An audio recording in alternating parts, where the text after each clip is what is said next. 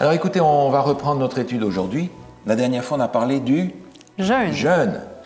Aujourd'hui, on va parler du vieux. Non, on va parler de la prière. On va parler de la prière. Et je crois que le mieux qu'on puisse faire, c'est de commencer par là, justement. Tu veux prier pour nous? Oui, absolument. Bon, tendre Père Céleste, on te remercie de ces moments qu'on va passer à ouvrir ta parole pour, justement, apprendre ce qu'elle nous dit au sujet de la prière. Alors, on te demande que ton esprit soit avec nous pour nous guider dans cette étude. Et c'est au nom de ton Fils qu'on te demande ces choses. Amen. Amen. Merci bien. La prière, c'est un sujet sur lequel on pourrait passer beaucoup de temps. J'aimerais simplement aujourd'hui prendre les points essentiels. Mais la prière a été énormément déformée dans le christianisme. Je ne parle pas des autres religions où c'est encore une autre histoire, mais à l'intérieur même du christianisme, la prière a été énormément déformée. Elle est devenue parfois répétition infinie. Jésus en parlait déjà de son temps. Elle est devenue parfois, elle a été remplacée par une petite chandelle qui va continuer ma prière pendant que je fais autre chose, etc. La prière est énormément déformée, mais c'est un des outils principaux, essentiels, que Dieu nous a donnés pour continuer à développer cette relation avec lui. Alors, pour commencer, nous vivons la prière les uns et les autres de façon différente, suivant notre expérience, notre tempérament, ce que l'on a vécu avec Dieu, mais j'aimerais que tu me dises, Alain, par exemple, ce qui est l'élément saillant de la prière pour toi. La prière, c'est quoi qui est important dans la prière, parmi ces multiples caractéristiques? C'est la communication avec un ami. Avec quelqu'un de plus grand que nous, oui, que l'on sait qui existe et qui répond aux prières. Et c'est le fait que l'on puisse intercéder pour des gens que l'on aime, des gens qui nous entourent, qui ont des problèmes, tout ça. C'est bien sûr qu'on peut demander des choses pour nous aussi, là, mais c'est bien de regarder autour de nous pour répondre aux besoins des gens. Oui. Et Dieu est bon, Dieu répond à ces prières-là. La prière d'intercession. Oui. Oui. C'est un des éléments, effectivement, qui est important de la prière. Caroline, qu'est-ce qui est important pour toi dans la prière? Ouais, moi, je vois ça aussi un peu comme Alain, puis comme une conversation avec Dieu. Une conversation que je peux avoir n'importe quand. Moi, c'est ça que j'aime, c'est le fait que si j'ai quelque chose que je veux partager avec Dieu n'importe quand dans la journée, ou un besoin, ou justement, je veux que Dieu m'aide parce que je suis face à une personne qui a besoin d'aide, puis je ne sais pas comment réagir. Donc, le fait que ce soit disponible tout le temps, j'aime bien. Mener une vie de prière, non pas parce qu'on est à genoux en permanence ou dans une certaine position à une certaine heure ou à un certain sujet, mais une vie de communication avec Dieu constante pour vivre notre vie chrétienne. Ce sont des éléments importants de la prière. La parole de Dieu nous invite à prier. Et j'aimerais regarder quelques textes avec vous, en commençant par le livre des psaumes, si vous voulez bien. Dans le psaume 32, psaume 32, les psaumes sont la plupart du temps des prières, mais on va lire un passage dans le psaume 32. Alain, si tu veux bien nous lire dans le psaume 32, le verset 6. « Qu'ainsi tout homme pieux te prie au temps convenable. Si de grandes eaux débordent, elles ne l'atteindront nullement. » Merci. Que tout homme pieux te prie. C'est une invitation à avoir cette dimension de la piété qui est active, parce que la prière fait partie de ce qu'on va appeler la piété, c'est-à-dire les aspects pratiques de notre foi chrétienne. La prière est au centre de ça. Que tout homme pieux te prie au temps convenable. Et le temps convenable, comme on le disait il y a un instant, c'est tout le temps. Tout le temps, n'importe quand. C'est ça, c'est ça. Le psaume 116, un peu plus loin, dans le même livre des psaumes, nous rappelle l'efficacité de la prière. Psaume 116. Caroline, tu veux bien nous lire le verset 1 et 2, s'il te plaît? J'aime l'Éternel, car il entend ma voix, mes supplications. Oui, il a penché son oreille vers moi, et je ferai appel à lui toute ma vie. Voilà. J'aime comme c'est dit dans ta version, je ferai appel à lui toute ma vie. c'est effectivement ce à quoi on est invité. Pourquoi? Parce qu'il entend ma voix, il entend mes supplications. Donc en tant que croyant, en tant que chrétien, si nous portons effectivement le nom de Christ, il faut qu'on ait avec lui un contact constant. Si nous considérons qu'il est notre maître, qu'il est notre exemple, qu'il est notre sauveur, il faut qu'on garde contact avec lui par les moyens qu'il nous a donnés. La Bible en est un, bien entendu, la prière en est un autre qui est essentiel dans ce contact avec Dieu. Il y a des conditions cependant pour que la prière reste dans le plan de Dieu. Et j'aimerais en garder quelques-unes avec vous. On est dans les psaumes, on va aller au psaume 145. On va lire le verset 18 et 19. Psaume 145, versets 18 et 19, si tu veux bien nous lire ça, Alain. Psaume 145, versets 18 et 19. L'Éternel est près de tous ceux qui l'invoquent, avec sincérité. Il accomplit les désirs de ceux qui le craignent, il entend leurs cris et il les sauve. Merci. C'est quoi la condition ici qui nous est donnée? De ceux qui le craignent. Oui, et puis, il y en a une autre encore. Ceux qui font appel à lui avec sincérité. Ouais, avec sincérité. Sincérité. Craindre Dieu, ça correspond à quoi dans votre esprit? Ben, c'est l'amour, en fait, de ceux qui aiment Dieu, que ceux qui veulent... L'amour respectueux de oui. Dieu.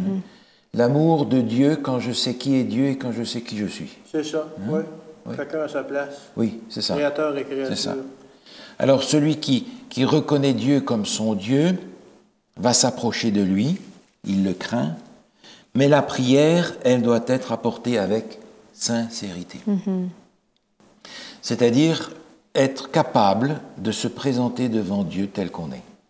De toute façon, si on commence à cacher des choses à Dieu, on a l'air ridicule. Ben, absolument.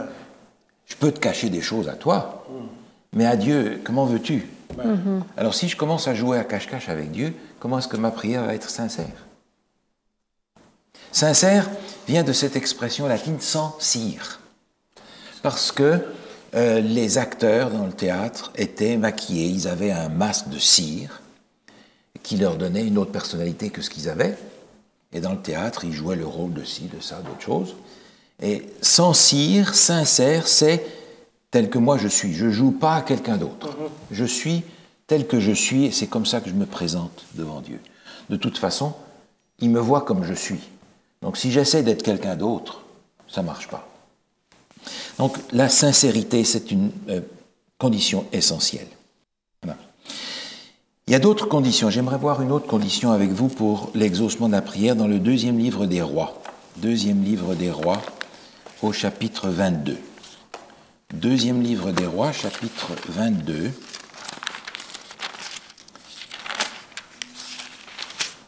On va lire le verset 19.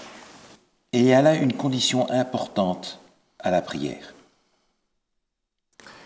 Parce que ton cœur a été touché, parce que tu t'es humilié devant l'Éternel en entendant ce que j'ai prononcé contre ce lieu et contre ses habitants, qui seront un objet d'épouvante et de malédiction, et parce que tu as déchiré tes vêtements et que tu as pleuré devant moi, moi aussi j'ai entendu, dit l'Éternel. Merci.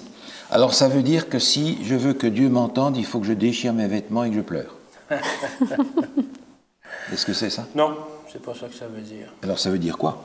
Ben, ça veut dire qu'il a vraiment exprimé son sentiment, en fait. Oui. Et à cette occasion-là, il semblait bien très triste et puis très malheureux. Oui. Je crois que le texte nous parle parce que tu t'es humilié. Humilié. Et l'humiliation sincère de Josias s'est exprimée par ce qui, dans cette culture-là, était... Il a pleuré, il a pris le deuil, etc. Il a déchiré ses vêtements, une partie de son vêtement extérieur. Il s'est exprimé, il a exprimé sa sincérité de cette humiliation qu'il avait devant Dieu par les gestes qui sont mentionnés là. Mais encore une fois, si je prends les choses à l'envers, comme étant le salut par les œuvres, je vais dire, je vais pleurer, je vais déchirer mes vêtements, je vais remplir un seau de larmes et Dieu va m'exaucer. Non, parce qu'aujourd'hui, Dieu va peut-être s'attendre à ce que moi j'exprime mon humiliation et mon humilité d'une façon différente. c'est un élément culturel, mais c'est un élément personnel aussi. Est-ce que l'expression de mon humilité correspond véritablement à la sincérité de mon approche à Dieu? Regardez comme je suis humble. Oui, c'est ça. N'est-ce pas? Bon, voilà. Qu'est-ce que je fais avec ça? Donc la première condition, c'est la sincérité. La deuxième que je trouve ici, c'est l'humilité. On parlait de craindre Dieu, de reconnaître que Dieu est Dieu et que je suis un être humain. Mais l'humilité, c'est ça en fait. C'est garder ma place, qui est très, très, très, très petite à côté de ce que Dieu est. Il y a une autre condition encore que j'aimerais garder avec vous par rapport à la prière dans le psaume 66. Psaume 66, le verset 18, si tu veux bien nous lire ça, Alain. Psaume 66, verset 18. Si j'avais conçu l'iniquité dans mon cœur, le Seigneur ne m'aurait pas exaucé. Merci. Alors ça rejoint un petit peu cette notion de sincérité, c'est-à-dire que si je garde dans mon cœur le péché, l'iniquité, et que je prie sans vouloir confesser ça, il y a une barrière qui reste. Il y a une barrière qui reste. Wow. Si je me présente avec sincérité devant Dieu, je vais dire, regarde Seigneur, je suis un pécheur là, là, là, là et là. Et c'est vrai que notre prière peut commencer par la confession. On en parlera aussi tout à l'heure. Mais il y a cette notion de ne pas vouloir garder dans mon cœur de l'iniquité, du mal, de l'injustice, de la méchanceté, et de prier Dieu. Il y a une séparation là. Alors on a dans les psaumes parfois des prières de David qui sont terribles, qui sont virulentes. Oui. Et à la fin, on se rend compte que ça se retourne. Parce qu'il réalise que sa prière, c'est une prière d'un homme qui est fâché, qui est en colère. Et c'est vrai qu'on peut présenter à Dieu notre colère, c'est vrai qu'on peut présenter à Dieu notre frustration, mais Dieu ne veut pas que l'on cache le péché. C'est là la différence. Dieu ne veut pas que l'on cache notre péché. Une autre condition se trouve dans le livre des Proverbes, au chapitre 28. Proverbes, chapitre 28. Proverbes, chapitre 28, on va lire le verset 9, qui rejoint ce que nous avons dit à un instant, mais qui va un peu plus loin. Tu veux bien nous lire, si tu veux, Proverbe 28, le verset 9. Si quelqu'un détourne l'oreille pour ne pas écouter la loi, sa prière même fait horreur. Or, sa prière est une abomination, sa prière fait horreur à Dieu. Autrement dit, si quelqu'un sait qu'il désobéit et qu'il va prier Dieu en lui demandant « Seigneur ceci, Seigneur cela », il y a un problème grave. Il y a un problème grave. Si je sais que le Seigneur me demande quelque chose et que je refuse volontairement d'obéir à sa loi, d'être un chrétien obéissant, il y a une barrière entre moi et Dieu qui rend ma prière inacceptable à Dieu. Alors ça nous amène à réfléchir et à dire, mais je prie, mais qu'est-ce que le Seigneur demande de moi? Peut-être qu'il exaucerait mes prières si je faisais ce que le Seigneur me demande, si j'étais plus conséquent dans ma vie chrétienne, si j'étais plus obéissant. Alors c'est vrai qu'obéir aujourd'hui n'est pas un mot que l'on veut entendre, mais il est dans les Écritures. Je ne peux pas l'enlever. Je ne peux pas soustraire ça à la vie chrétienne.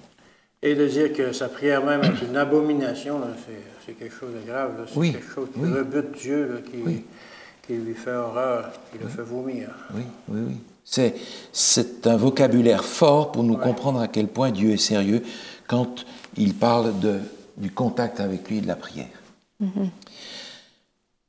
Une autre condition à la prière se trouve dans l'épître de Jacques, au chapitre 1er. L'épître de Jacques, chapitre 1er. Caroline, si tu veux bien nous lire le verset 6. Jacques, chapitre 1er, verset 6. Mais qu'il la demande avec foi, sans douter, car celui qui doute ressemble aux vagues de la mer que le vent soulève et agite de tous côtés. Merci. Juste avant, il nous a dit, si quelqu'un d'entre vous demande la sagesse, veut la sagesse, qu'il la demande à Dieu, mais qu'il la demande avec foi, avec confiance. Alors, foi en quoi? Je voulais dire foi en Dieu, là, Oui. effectivement. C'est sûr qu'il va nous répondre. Oui. Foi dans le fait qu'on va obtenir une réponse. Exact. Foi dans le fait que Dieu est fidèle et qu'il va nous accorder une réponse. Elle ne sera pas nécessairement au moment où on le voudrait, ce ne sera pas nécessairement de la manière dont on le veut. Exactement. Donc la foi en question ne va pas être dans la réponse qu'on va recevoir, elle va être dans celui à qui on s'adresse. Et ça peut faire toute une différence parce que le Seigneur peut nous enseigner la sagesse par des méthodes que l'on n'a pas pensé ou qu'on n'apprécie pas nécessairement. Parfois, on demande des choses à Dieu et quand il les réalise, on dit « Oups, j'aurais dû réfléchir peut-être avant de lui demander ça. Hein » Une prière dangereuse. Prière dangereuse. Prière dangereuse.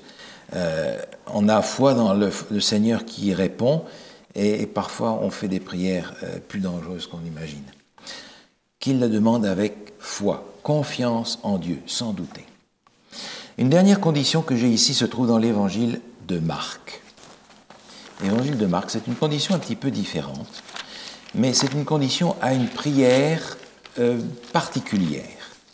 Évangile selon Marc, au chapitre 11. Évangile selon Marc, chapitre 11. On va lire le verset 25. Et lorsque vous êtes debout faisant votre prière, si vous avez quelque chose contre quelqu'un, pardonnez, afin que votre Père qui est dans les cieux vous pardonne aussi vos offenses. Merci. Alors c'est la prière que l'on adresse à Dieu pour nous pardonner. Mais il est possible qu'il faille parfois, avant de demander que Dieu nous pardonne, que nous on pardonne à quelqu'un d'autre. Et c'est ce qui nous est dit ici. Pardonnez de façon à ce que Dieu puisse aussi vous pardonner. Et c'est vrai, quand on y pense, ce qu'on a à pardonner aux autres, en comparaison de ce que Dieu a à pardonner envers nous, c'est totalement disproportionné. C'est misérable. Oui, c'est sûr. Donc ça nous replace dans cette relation. Dieu est Dieu et moi je suis une créature, je suis un pécheur. Et ça nous permet de rester à notre place lorsqu'on parle à Dieu. On peut parler à Dieu, on a accès à Dieu. Et rien que ça est déjà une grâce extraordinaire. Ah oui. Et on peut venir dans la prière avec arrogance. Et Dieu dit non. Reste à ta place et les choses pourront se faire dans l'ordre que Dieu a établi. Voilà des conditions pour que la prière puisse être exaucée. Maintenant, j'aimerais regarder quelques éléments de la pratique de la prière. Dans le livre de Daniel, au chapitre 6, on découvre comment Daniel priait. Daniel, chapitre 6, j'aimerais qu'on lise le verset 10, si tu veux bien nous lire ça, Caroline. Daniel, chapitre 6, le verset 10. Lorsque Daniel fut au courant de la rédaction de ce décret, il se retira dans sa maison, où les fenêtres de la chambre à l'étage étaient ouvertes dans la direction de Jérusalem. 3 fois par jour, il se mettait à genoux, priait et exprimait sa reconnaissance à son Dieu, tout comme il le faisait avant. Merci. On apprend ici que Daniel va dans ce qu'on appelle la chambre haute, cette petite pièce en haut de sa maison pour être tranquille. Et il priait quand? 3 fois par jour. 3 fois par jour. Matin, midi, soir, j'imagine. Oui, il priait 3 fois par jour. Et qu'est-ce qu'il exprimait dans sa prière? Il louait Dieu. Il louait Dieu. Il priait et louait Dieu. Il avait sans aucun doute 1000 raisons dans la situation où il était de remercier Dieu pour la façon dont les choses se passaient autour de lui. Et dans cette situation particulière du chapitre 6, il a sans aucun doute loué Dieu avant de pouvoir bénéficier encore de sa grâce, de pouvoir caresser les lions, hein, cette nuit-là. Oui. Mais 3 fois par jour, Daniel s'adressait à Dieu dans la prière. Alors, on parlait tout à l'heure de la prière constante. Daniel avait d'ailleurs un moment particulier, mais il avait sans aucun doute aussi ces moments que nous avons de prière constante. Mais il avait des moments particuliers de prière. Il ne négligeait pas la prière, c'était ça faisait partie de son mode de vie. C'était dans son agenda. C'était dans son agenda, oui, tout à fait. Malgré qu'il priait probablement constamment. Oui, oui, oui. On a la même chose dans Ésaïe, au chapitre 50. Ésaïe, chapitre 50, au verset 4. Ésaïe 50, verset 4, si tu veux nous lire ça, s'il te plaît. Le Seigneur, l'Éternel, m'a donné une langue exercée, pour que je sache soutenir par la parole celui qui est abattu. Il éveille chaque matin, il éveille mon oreille pour que j'écoute comme écoute des disciples. Voilà. Le matin, c'est le moment où, en commençant notre journée, on veut aller chercher les ordres du commandant en chef. Chaque matin, il éveille mon oreille et j'écoute. J'écoute comme écoute des disciples. C'est-à-dire que si je veux être un disciple aujourd'hui, il va falloir que je sache ce que mon maître a à me donner à faire aujourd'hui. On apprend que Jésus, d'ailleurs, dans l'Évangile selon Marc, au chapitre 1, avait cette pratique-là. Évangile selon Marc, chapitre 1, c'est le verset 35. Marc 1, 35, si tu veux nous lire ça, Caroline. Vers le matin, alors qu'il faisait encore très sombre, il se leva et sortit pour aller dans un endroit désert où il pria.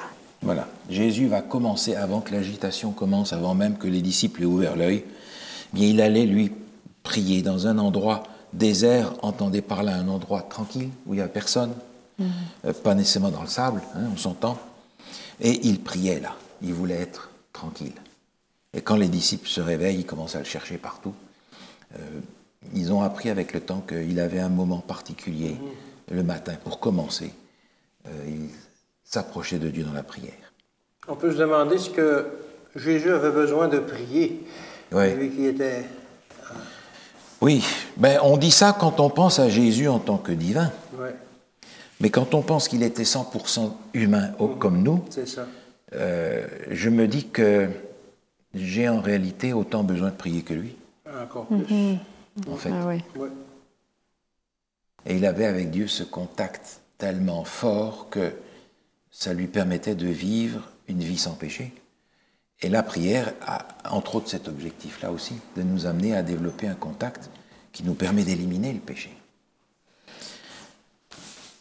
J'aimerais qu'on lise aussi un texte dans Matthieu chapitre 6, où Jésus parle à ses contemporains. Matthieu chapitre 6.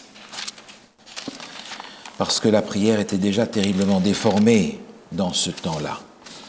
Matthieu chapitre 6, c'est le verset 6. Caroline, si tu veux nous lire ça. Mais toi, quand tu pries, entre dans ta chambre, ferme ta porte et prie ton Père qui est là dans le lieu secret. Et ton Père qui voit dans le secret te le rendra ouvertement. Merci. Va pas au coin des rues pour faire la publicité sur ta prière. Communie avec Dieu et va dans un lieu secret, un lieu tranquille, où il n'y a rien qui dérange ta communion avec Dieu. Et Dieu te le rendra ouvertement, petite aversion qui est intéressante parce que Dieu exaucera ta prière, mais ça se verra dans ta vie. Ça se verra dans ta vie. Alors, ça, c'est une condition aussi qui répond à celle qu'on a vue, c'est de présenter à Dieu dans l'humilité, pas pour se faire voir. Et il y a des gens qui disent « Ah, mais comme vous priez bien !» Ma pauvre, si tu savais. Non. J'ai pas besoin d'avoir un langage sophistiqué pour me présenter à Dieu dans ma prière. Je parle avec mon cœur. Et c'est cette prière-là que Dieu entend finalement.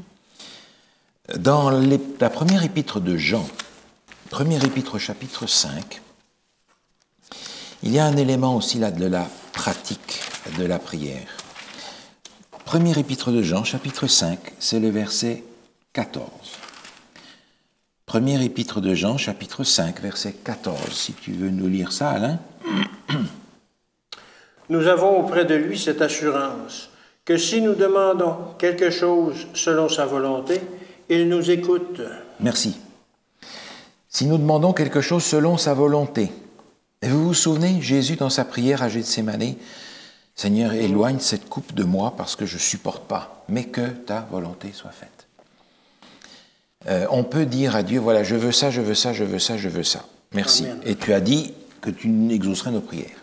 Oui. Selon sa volonté. Or, je sais que Dieu, dans sa volonté, ne veut rien qui soit mauvais pour moi. Et par conséquent, c'est une bénédiction que Dieu n'exauce pas nos mauvaises prières. On se trouve à l'autoriser à faire un tri dans ce qu'on demande. C'est un tri de la foi parce que je considère par principe que ce que Dieu va exaucer, c'est selon sa volonté, que sa volonté est toujours positive pour moi. Je me souviens quand j'étais jeune adolescent, j'ai fait une prière à Dieu et j'ai rien vu. Mais 10 ans après, en parlant avec quelqu'un de différentes choses, j'ai appris des choses que je ne savais pas. Et j'ai appris à ce moment-là quelque chose que j'aurais dû savoir. Mais quand je l'ai appris, je me suis dit, Seigneur, heureusement que tu n'as pas exaucé la prière que je t'avais faite à ce moment-là. Heureusement, merci de ne pas avoir exaucé ma prière. Selon sa volonté. Et c'est aussi un acte de foi de notre part de dire à Dieu que ta volonté soit faite. C'est ça. Et si ce que je préfère, ce n'est pas ton choix pour moi, je préfère ton choix que le mien. Oui. C'est vraiment un acte de foi envers Dieu, sachant que Dieu ne veut que du bien pour chacun d'entre nous. Le mal ne vient pas de Dieu. Le mal ne vient pas de Dieu. Même si parfois on est tenté de le penser comme ça, rendons au diable ce qui est à lui et à Dieu ce qui est à Dieu, selon sa volonté. Et puis il y a une dernière chose dans la pratique de la prière qui est présentée par Paul dans l'Épître aux Colossiens. Épître aux Colossiens, chapitre 4. Colossiens, chapitre 4, c'est le verset 2. Persévérez dans la prière, veillez-y dans une attitude de reconnaissance. Merci. Persévérer dans la prière. Certains disent « Oh, moi j'ai dit les choses à Dieu. Une fois ça suffit, on n'en parle plus. Hein. Il entend, il le sait. » La Bible nous dit « Persévérer dans la prière. » Écoutez, si vous avez un enfant, vous savez, ces mères qui font leurs courses dans les magasins avec leur chariot, elles ont mis l'enfant là-dedans. « Maman, je veux ça. » Non, tu n'auras pas ça. Et puis ça continue. S'il le demande une fois, il a oublié, on passe à autre chose. Mais si votre enfant vous demande tous les jours, pendant 3 mois, quelque chose, vous allez avoir le message qu'il le veut vraiment. N'est-ce pas? Il y tient. Et on considère différemment sa demande. On va considérer les choses autrement. Oui. Que ça soit bon ou pas bon est un autre problème. Oui. Mais si votre enfant vous demande tous les jours pendant 3 mois quelque chose, vous allez vous dire, il y tient vraiment. S'il le demande une fois, ça passe. Et je pense que Dieu veut voir en nous la profondeur de notre sincérité en lui disant, Seigneur, je veux que tu me donnes ton Saint-Esprit parce que tu as promis de le donner et si je ne l'ai pas, c'est fini pour moi. Il y a des promesses que Dieu nous a faites pour lesquelles on peut dire, Seigneur, je veux cette promesse. Je veux que tu la réalises. Et Dieu comprend que, je prends l'exemple du Saint-Esprit, c'est quelque chose que l'on a compris comme étant absolument nécessaire à notre vie. Alors je ne dis pas que Dieu est limité et qu'il n'entend que quand on lui parle une fois. Je dis simplement que Dieu veut aussi tester la profondeur de notre conviction par rapport à nos besoins. Persévérez et faites-le avec reconnaissance. Autrement dit, la parole de Dieu m'invite à demander à Dieu, à lui dire que ta volonté soit faite et merci pour ce que tu vas faire. Je ne sais pas ce que c'est, je ne sais pas quand c'est, mais merci quand même, et merci déjà. Qui est une expression finalement de notre confiance totale en Dieu, en remettant entre ses mains notre vie et nos besoins et notre marche avec lui. La pratique de la prière. On a quelques textes aussi en rapport avec ça, par rapport à l'intensité de la prière. Dans l'Évangile selon Luc, au chapitre 21, Luc chapitre 21, on est invité à prier d'une façon particulière. Luc 21, le verset 36. Tu veux nous lire ça? Luc 21, verset 36. Veillez donc et priez en tout temps, afin que vous ayez la force d'échapper à toutes ces choses qui arriveront et de paraître debout devant le Fils de l'homme. Priez donc en tout temps. Pour quelle raison? Que vous ayez la force. Oui, c'est ça. La force. Vous n'avez pas l'impression qu'on a besoin de la force de Dieu tout le temps? Oui. Écoutez, priez en tout temps. Puis en même temps, si je suis en train de prier, il y a moins de chances que je sois en train de pécher. Oui. Absolument. Oui. C'est juste, c'est juste.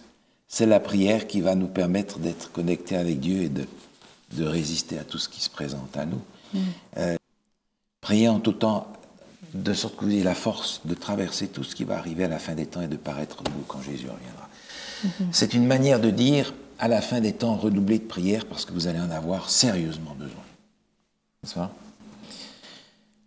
Dans l'Épître aux Éphésiens, l'apôtre Paul reprend cette même notion. Si vous voulez regarder ce texte dans l'Épître aux Éphésiens, au chapitre 6 et au verset 18. Il vient de faire la description du soldat chrétien, de toutes les armes que l'on a, offensives et défensives. Et au verset 18, il a parlé de la prière. Tu veux nous lire le verset 18 ? Faites en tout temps, par l'Esprit, toutes sortes de prières et de supplications. Veillez à cela avec une entière persévérance et priez pour tous les saints. Merci. Veillez à cela avec une entière persévérance. Lâchez pas, continuez.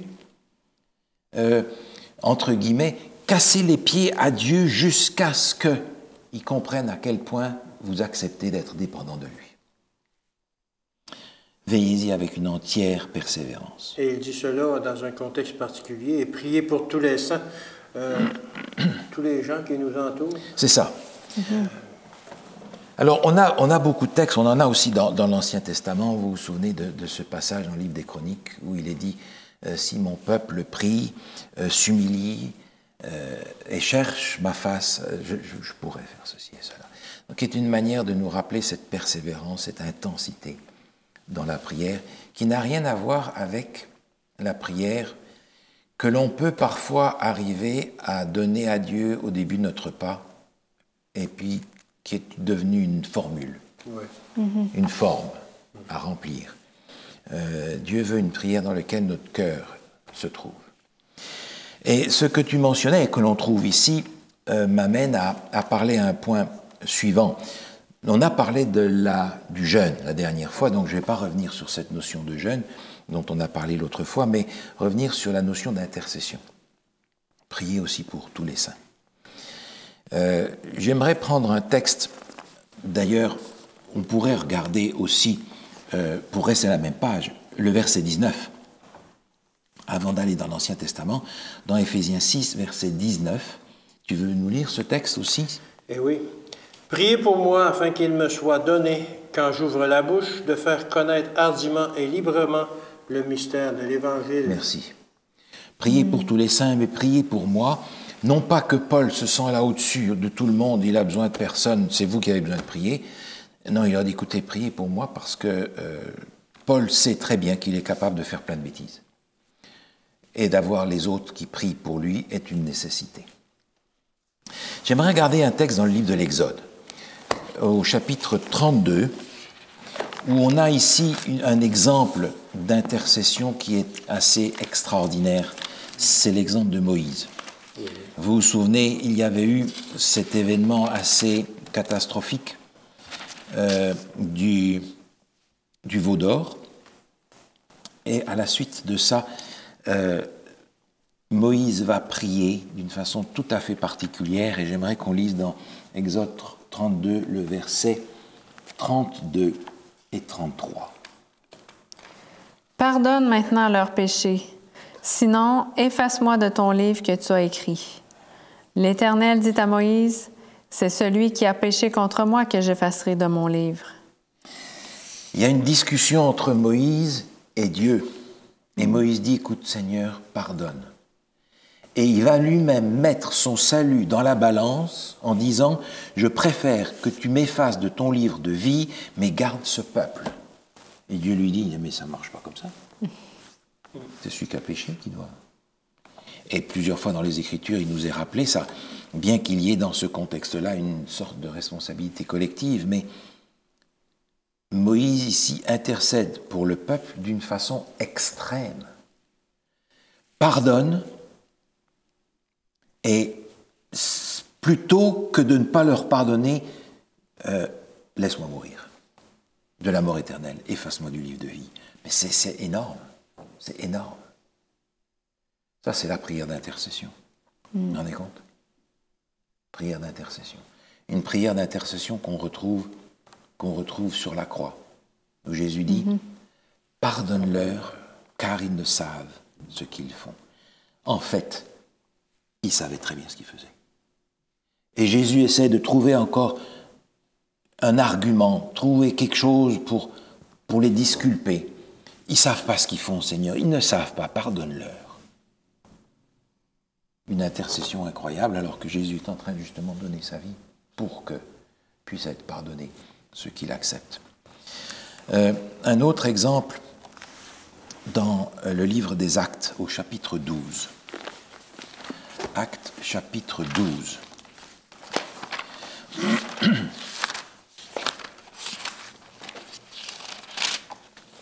On a ici une situation assez particulière. Pierre était en prison, Jacques a été exécuté avant lui, Pierre en prison s'attend à avoir le même sort, et il est libéré. Vous vous souvenez qu'un ange va venir et va le sortir de la prison, et on apprend ce qui s'est passé derrière les coulisses. Actes chapitre 12, le verset 5.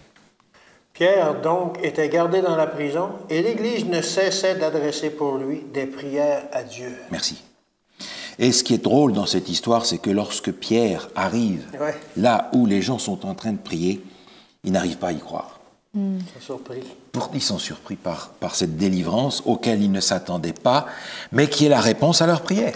Dans ma version, ça dit d'ardentes prières. D'ardentes prières, oui. Et je le crois parce que pendant tout ce temps-là, ces gens on les retrouve à genoux dans cette maison en train de prier. Prière d'intercession, prier pour les autres, comme tu mentionnais tout à l'heure. Non pas que nous n'avons pas des besoins que nous pouvons présenter à Dieu, mais il y a aussi les besoins des autres. Ce qui veut dire que notre prière peut avoir, par l'intermédiaire de Dieu, une certaine puissance chez les autres.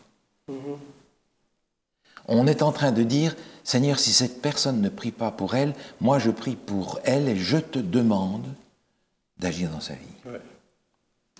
Pour nous, on a les promesses que Dieu a faites pour nous. Alors, promesses de salut, promesses de prendre soin de nous, etc., etc. Mais pour les autres qui ne connaissent pas Dieu... Oui. Et on a toutes sortes d'exemples de ça. Je pense à ces 4 personnes qui sont amis de cet impotent, qu'ils le prennent et qu'ils l'amènent à Jésus. Et le texte nous dit, voyant leur foi. Jésus n'a pas parlé de la foi de cet homme-là.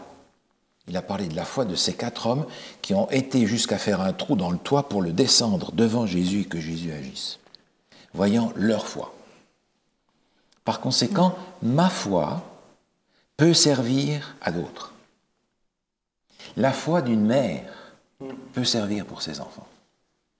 Et je crois, d'après ce que j'ai lu, que les mamans ont une ligne spéciale avec Dieu.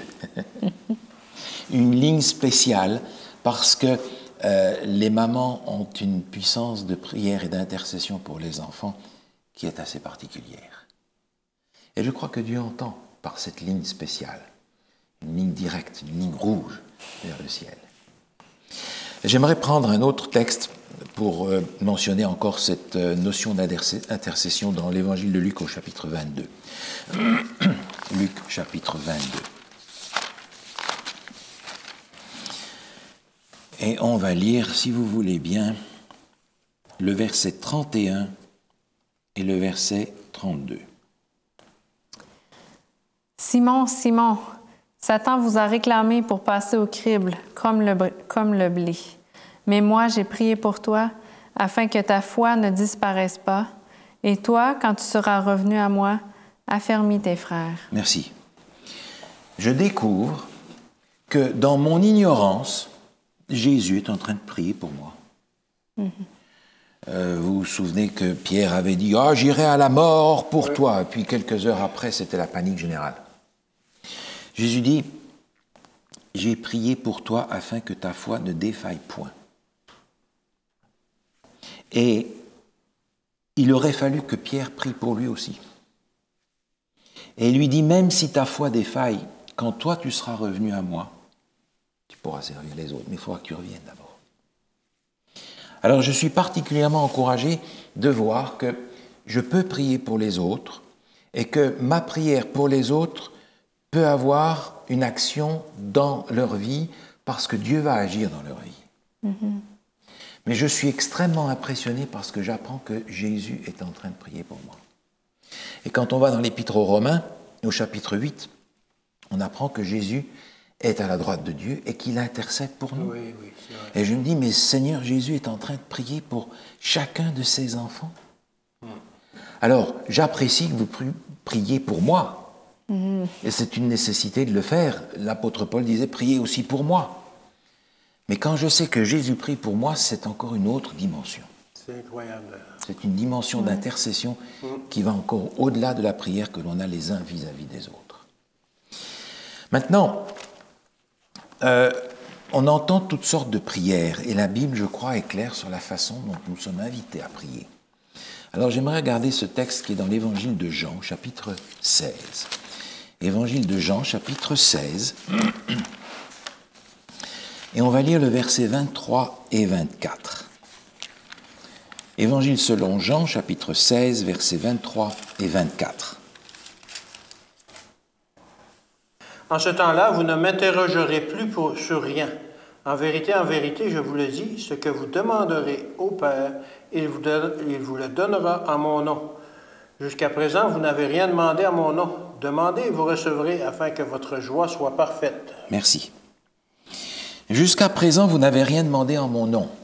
Et en effet, le ministère de Jésus n'avait pas encore atteint cette dimension complète.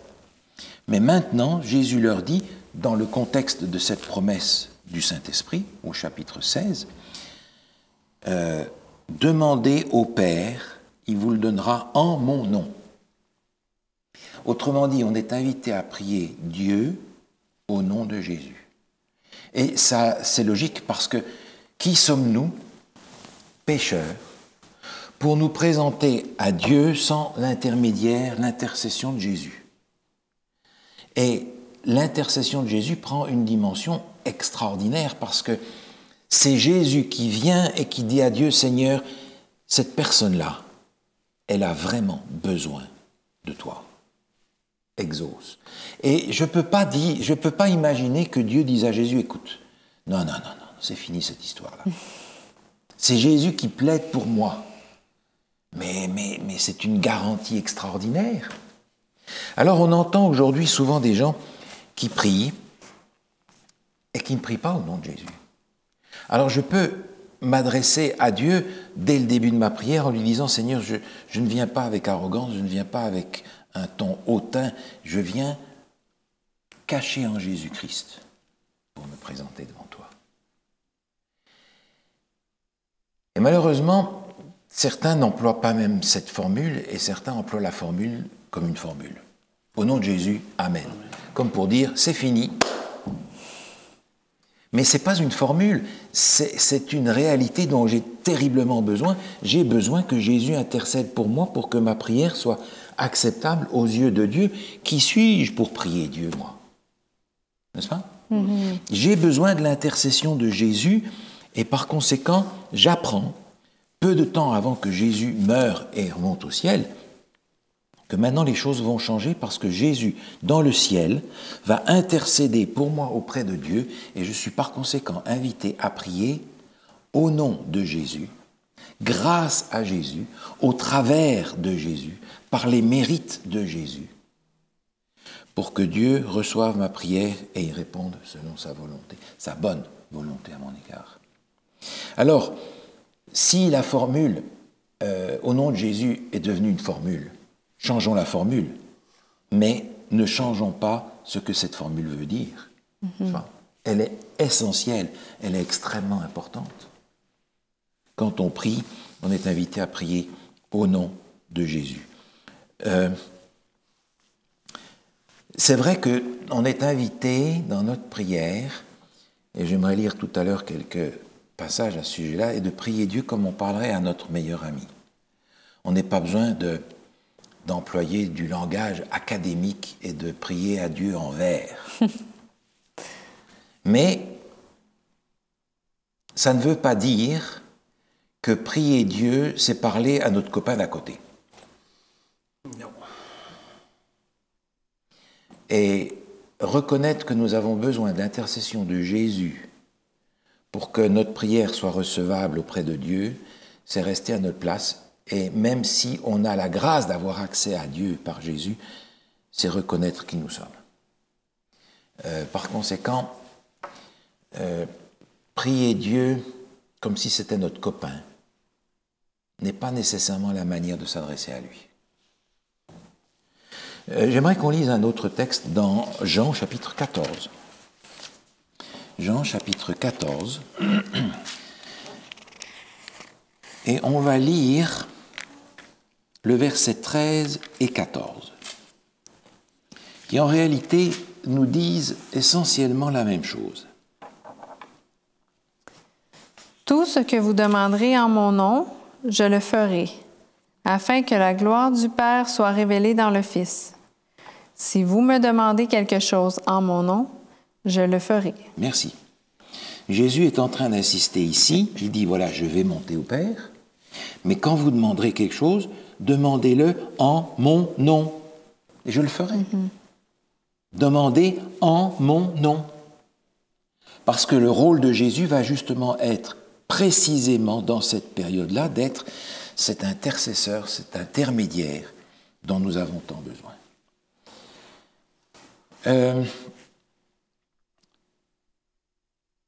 Les épîtres et le Nouveau Testament nous encouragent à la persévérance, on l'a lu tout à l'heure, mais j'aimerais revenir dans Éphésiens, si vous le voulez bien, avec une notion sur laquelle je n'ai pas beaucoup insisté, et c'est pour ça que j'aimerais lire ce texte avec vous, dans Éphésiens 5.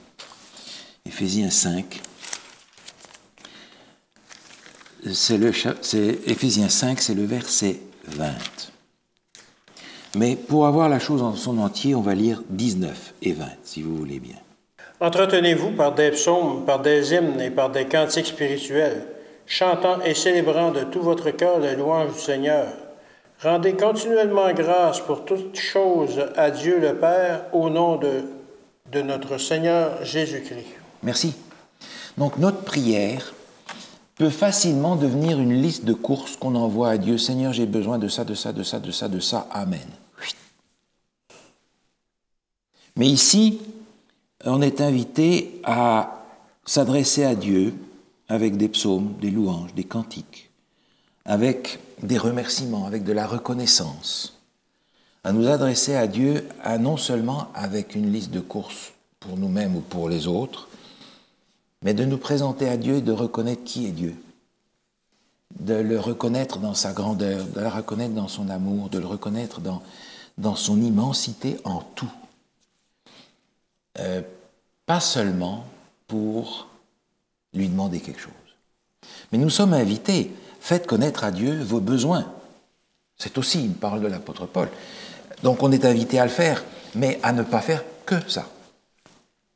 Et à savoir avoir une vision globale de la façon dont Dieu veut nous voir utiliser la prière.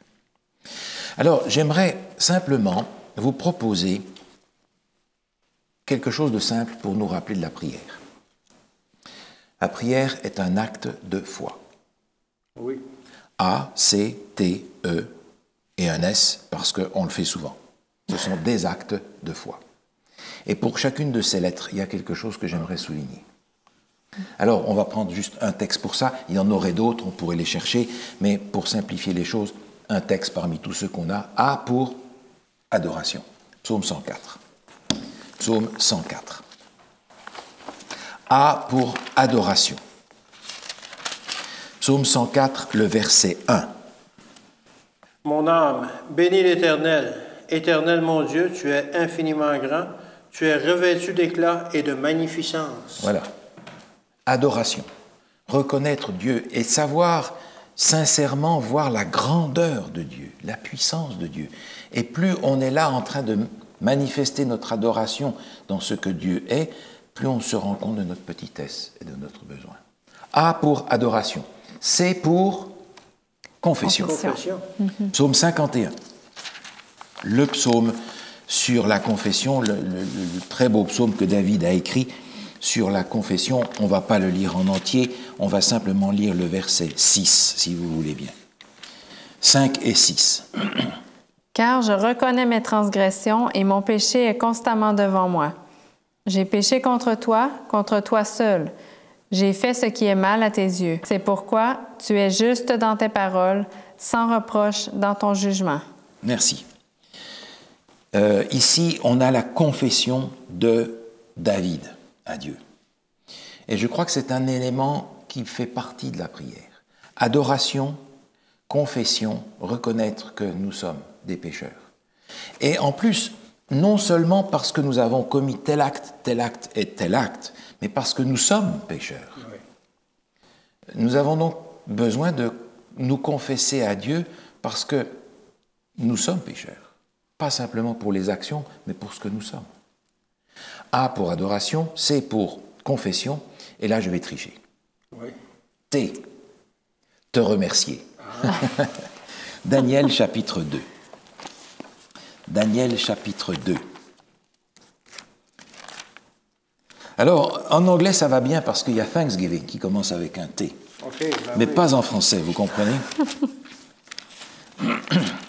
Daniel chapitre 2, le verset 20 à 23. Daniel prit la parole et dit, « Béni soit le nom de Dieu, d'éternité en éternité. À lui appartiennent la sagesse et la force. C'est lui qui change les temps et les circonstances, qui renverse et qui établit les rois, qui donne la sagesse aux sages et la science à ceux qui ont de l'intelligence. Il révèle ce qui est profond et caché, il connaît ce qui est dans les ténèbres, et la lumière demeure avec lui. Dieu de mes pères, je te glorifie, je te loue de ce que tu m'as donné la sagesse et la force, et de ce que tu m'as fait connaître, ce que nous t'avons demandé, de ce que tu nous as révélé, le secret du roi. » Merci. À la fin du chapitre 2, c'est la révélation de ce que Nebuchadnezzar avait rêvé, la statue, et Daniel et ses amis avaient prié d'une façon intense pendant toute la nuit pour avoir la révélation. Et lorsque cette révélation est donnée, Daniel remercie Dieu de cette grâce qui lui est faite. Remercier. Est-ce que nous remercions assez les uns les autres? Est-ce que nous remercions Dieu suffisamment? Peut-être pas assez parce qu'on a du mal à comprendre l'immensité de ce qu'il fait pour nous. Oui. Et souvent, on prend pour acquis les bénédictions qu'il nous donne et pour acquis cette bénédiction inimaginable de Jésus notre Sauveur qui peut nous pardonner et qui vient nous chercher. Adoration, confession, te remercier ou Thanksgiving pour ceux qui préfèrent. E pour écouter. Ésaïe 50. C'est le verset 4 qu'on a lu tout à l'heure, mais je voudrais simplement qu'on le relise. Ésaïe chapitre 50, le verset 4. Le Seigneur, l'Éternel, m'a donné le langage des disciples pour que je sache soutenir par la parole celui qui est abattu. Il réveille, oui, matin après matin. Il réveille mon oreille pour que j'écoute comme le font des disciples. Merci. Avant de pouvoir soutenir les autres par la parole, il va falloir que j'ai appris à écouter. Écouter. Et notre prière est souvent un moment dans lequel on parle beaucoup. Et quand on a fini de parler, on s'en va. C'est quelque chose qui manque trop souvent dans notre vie. Vous me suivez? Vous savez, il m'est arrivé dans ma vie à plusieurs reprises, malheureusement, de prier et d'avoir le cœur tellement gros que j'avais rien à lui dire. Et de rester là, dans la prière, en attendant que ce soit lui qui parle. On n'a pas besoin d'attendre les situations de crise pour nous présenter à Dieu et lui dire, Seigneur, j'ai plein de choses à te dire, mais tu as sûrement aussi quelque chose à me dire aujourd'hui. Pourquoi est-ce que tu ne parlerais pas? Parle, car ton serviteur écoute. Ça fait aussi partie de la prière. C'est une dimension qu'on a peut-être perdue, une dimension à réintroduire dans la prière. Écouter. Et puis le S pour supplication. Il y a beaucoup de textes. On va prendre celui de 1 Jean chapitre 1, qui est en rapport avec le pardon. Et il y en a beaucoup d'autres. On peut apporter à Dieu nos supplications de toutes sortes de manières. Mais je voudrais reprendre ce texte de 1 Jean chapitre 1, verset 9. Si nous confessons nos péchés, il est fidèle et juste pour nous les pardonner et pour nous purifier de toute iniquité. Le pardon est une des choses que nous sommes invités à demander à Dieu. Et puis il y a toutes les autres choses, bien entendu, qui peuvent venir avec.